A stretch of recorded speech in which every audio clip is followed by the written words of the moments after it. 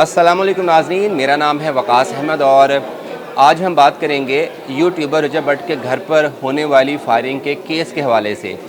जिसमें ना सिर्फ चुंग पुलिस ने जो मोटरसाइकिल सवार जिन्होंने घर पर फायरिंग की थी रजब भट्ट के, उनकी शनाख्त की है, बल्कि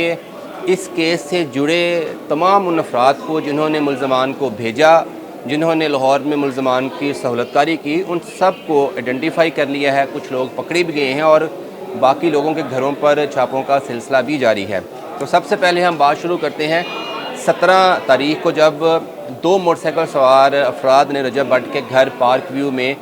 फायरिंग की थी। जब ये फायरिंग हुई थी तो रजब भट्ट और इसकी फैमिली घर पे मौजूद नहीं थी। गेट पे एक फायर लगा था और एक दीवार पे फायर लगा था और इसका मुकदमा रजब भट्ट के मुलाजम की मदय्यत में पुलिस स्टेशन चौंक में दर्ज किया गया। तो पुलिस ने इस फायरिंग की जब तहकीकात का आगाज़ किया तो घर से शुरू हुए और जो सीसीटीवी फुटेज थी बाहर सोसाइटी के गेट तक, वहाँ तक रूट को चेक किया। तो पुलिस ने उस मोटरसाइकिल सवारों को आइडेंटिफाई करने की कोशिश की, लेकिन नहीं हो सकी क्योंकि मोटरसाइकिल पे कोई नंबर प्लेट नहीं थी और जो मोटरसाइकिल सवार शूटर थे उन्होंने मुंह पर नकाब चढ़ा रखे थे। तो पुलिस ने गेट से एक गाड़ी को आइडेंटिफाई किया जिन्होंने सहूलतकारी की थी इन मोटरसाइकिल सवारों की, जिन्होंने घर पर फायरिंग की थी। तो पुलिस ने लाहौर से उस गाड़ी के ड्राइवर को, जो वो गाड़ी चला रहा था, उसको पकड़ा। तो उसने बताया कि जो फायरिंग करने वाले लोग हैं उनमें से एक का नाम फ़ारूक है, जो कि शानी टाइगर नामी जो टिकटॉकर है उसका सिक्योरिटी गार्ड है, और जो दूसरा बंदा मोटरसाइकिल में पीछे बैठा हुआ था उसका नाम काशिफ चौहान है, जो कि एक टिकटॉकर है और ये भी शानी टाइगर के साथ ही ज़्यादा पाया जाता है। तो पुलिस ने फिर शानी टाइगर और फ़ारूक और काशिफ चौहान के मामले को लेकर इन्वेस्टिगेशन स्टार्ट की। तो पता ये चला कि ये जो मुल्ज़मान भेजे गए थे फायरिंग करने के लिए रजब भट्ट के घर पर, ये शहजाद भट्टी नामी एक टिकटॉकर है, उसने भेजे थे। अब मैं आपको ये भी बताता हूँ कि ये जो शानी टाइगर है और शहजाद भट्टी है, ये आपस में बड़े गहरे दोस्त हैं। दोनों का जो ताल्लुक़ है यही जो है वो रावलपिंडी से है, और बेसिकली पिंडी में एक ग्रुप है 333 के ग्रुप के नाम से। ये बेसिकली फ़ारूक खोखर और शहजाद भट्टी और शानी टाइगर जो हैं, ये तीनों टिकटॉक स्टार, ये एक ही ग्रुप, उसी ग्रुप का हिस्सा हैं। तीनों बड़े अच्छे दोस्त भी हैं। और ये शानी टाइगर वही है जिनका पिछले दिनों बड़ा चर्चा हुआ था जब फ़ारूक खोखर ने इसकी शादी पर बड़े महंगे जो है वो गिफ्ट दिए थे और बड़े पैसे निशावर किए थे। अब ये कहानी शुरू होती है शहजाद भट्टी की और रजब भट्ट की होने वाली ऑनलाइन जो धमकियां थी वहाँ से। तो आपको याद होगा कि पहले भी जो शहजाद भट्टी टिकटॉकर है, इसने रजब भट्ट को जो है वो धमकियां दी थी कि आप जो नाज़ेबा अल्फाज का इस्तेमाल करते हैं कुछ इस्लाम की अहम शख्सियात के बारे में, वो आप ना करें वरना आपको संगीन नताइज भुगतना पड़ेंगे।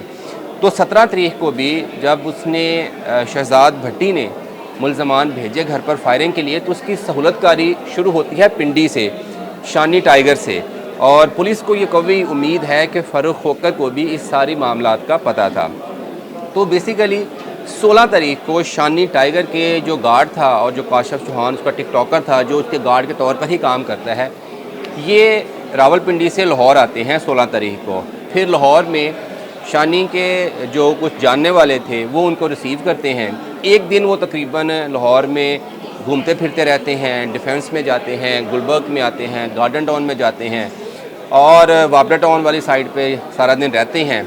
ये कुल 8 से 9 लोग हो जाते हैं, जो कि 2 लोग वो जिन्होंने फायर करना था, जो शूटर रावलपिंडी से भेजे गए थे, और बाकी 5 से 6 लोग जिनमें गाड़ियों के ड्राइवर भी थे,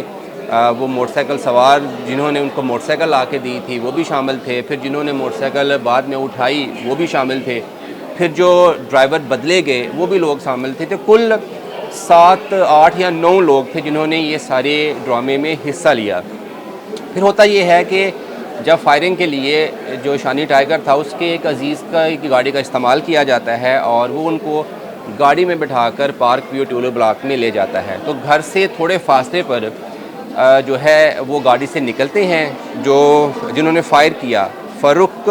और जो कि सिक्योरिटी गार्ड है शानी टाइगर का, और काशिफ चौहान टिकटॉकर जो कि शानी टाइगर का ही बंदा है। ये दोनों निकलते हैं तो वहाँ पर एक तीसरा बंदा आता है जो कि उनको एक मोटरसाइकिल प्रोवाइड करता है और उस मोटरसाइकिल का कोई नंबर नहीं था। वेपन्स इनको गाड़ी में ही मुहैया कर दिया जाता है और ये फिर घर के सामने से गुज़रते हुए जो है वो रजब भट्ट के घर पर फायरिंग करते हैं और फायरिंग करने के बाद वहाँ से जब फ़रार होते हैं थोड़ा आगे जाकर ये मोटरसाइकिल वहीं पे छोड़ते हैं। तो ये कोई और एक और गाड़ी आती है और उस गाड़ी में दोनों बैठकर सोसाइटी से बाहर निकल जाते हैं। अब मोटरसाइकिल वहीं पड़ी हुई थी, इससे पहले कि पुलिस वहाँ पे पहुँचती एक और बंदा आता है और वो जो बंदा है वो ये जो मोटरसाइकिल जो फ़ारूक और काशिफ छोड़ के गए थे फायरिंग करने के बाद, ये वहाँ से उठाकर सोसाइटी से बाहर निकल जाते हैं। जब पुलिस ये सारी सीसीटीवी फुटेज देखकर वापस सोसाइटी के गेट पर आती है तो पुलिस को पता चलता है कि एक और गाड़ी भी जो सोसाइटी के गेट के बाहर मौजूद थी, जिसमें ये दोनों मुलज़मान बैठे और उनको लेकर वापस इस्लामाबाद चली गई। तो पुलिस को जो पता चला कि बेसिकली ये जो फायरिंग करने की जो प्लानिंग है ये रावलपिंडी में हुई थी और रावलपिंडी से ही मुलज़मान को भेजे गए। तो पुलिस ने सबसे पहले जो लाहौर में उनके सहूलतकार थे उनको पकड़ा है, 3-4 लोग पकड़े गए हैं, जबकि बाकी जो लोग हैं ये जो फायरिंग करने वाले फ़ारूक और काशिफ ये मेरे ज़राए के मुताबिक केपी की और इलाका बॉर्डर एरिया की तरफ फ़रार है, जिनकी गिरफ़्तारी के लिए केपी के पुलिस से भी लाहौर पुलिस ने रब्ता किया है। जबकि यहाँ पर जो ड्राइवर थे जिन्होंने उसकी सहूलतकारी की थी उनके घरों में भी रेड किए जा रहे हैं और 1-2 दिन तक ये तमाम जो मुलज़मान हैं इनको पकड़ लिया जाएगा। तो अब तक की जो पुलिस ने तहकीकात की हैं उसमें 2 ही पहलू सामने आए हैं। एक ये है कि शहजाद भट्टी की, शानी टाइगर की या फ़ारूक कोकर की रजब भट्ट के साथ जो चपकलश है,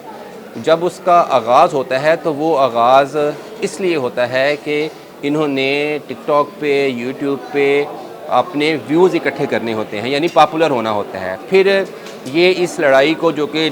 सोशल मीडिया पर थी उसको बढ़ावा देते हैं और एक दूसरे को धमकियाँ देते हैं, ऑनलाइन खुले चैलेंज करते हैं। फिर उसके बाद ये जो मामला था ये वाकई असल फायरिंग की तरफ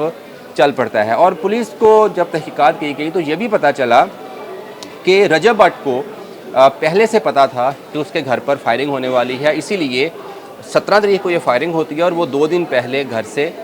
जो है वो अपनी फैमिली को लेकर फैमिली को कहीं और भेज देता है और ख़ुद जो है वो मुल्क से बाहर चला जाता है। तो अब पुलिस का कहना है कि वो इस केस से जुड़े बाकी लोगों की गिरफ़्तारी की कोशिश करेंगे और जब ये सारे लोग गिरफ़्तार हो जाएंगे तो मज़ीद हक़ाइक़ सामने आएंगे कि ये इन लोगों के क्या ऑब्जेक्टिव्स थे और कौन कौन से लोग इनको मज़ीद सहूलतकारी करने में इनका साथ दे रहे थे।